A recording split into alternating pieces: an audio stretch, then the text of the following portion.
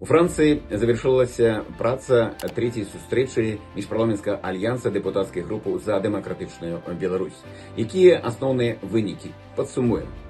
Па-першае, у мурах французскага парламента ніколі столькі разоў не гучала слова «Беларусь». Альянс сустракалі на самым высокім узроўні. І спікерка парламента, і міністр замежных спраў, і кіраўнік міжнароднага камітэта парламента Францыі. Галоўны выніковы дакумент – гэта парыжскі мемарандум. А самае цікавае ў ім – гэта планы дзеянняў. Першае.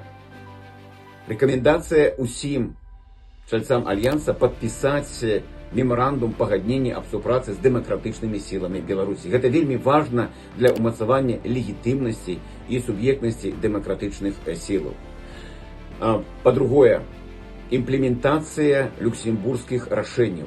Люксембургскія рашэнні, нагадаю, гэта тое, што датычыць інтэграцыі як мінімум паўмільёна беларусаў, якія за межамі краіны. А таксама і тых, хто мае намер ці хоча выехаць з краіны. Гэта вельмі важны дакумент. І тое, што прапануецца, каб ён стаў часткай нацыянальнага заканадаўства, гэта вельмі важна.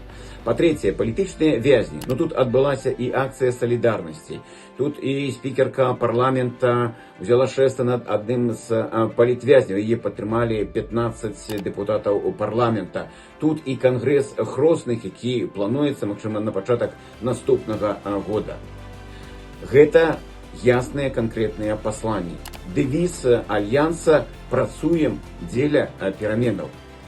14 нацыянальных парламентаў міжнародных парламенцкіх арганізацый прынялі ўдзел у гэтай сустрэчы. То бок кворум у нас ёсць. Таксама, як і краіны, якія ўжо хочуць у наступным годзе правесці чацвёртую сустрэчу. Гэта і Фінляндыя, і Швецыя, і Нарвегія, і Малдова. Так што альянс – гэта тая платформа, якая моцна стаіць на двух нагах. Наш дэвіз – «Працуем дзеля пераменаў».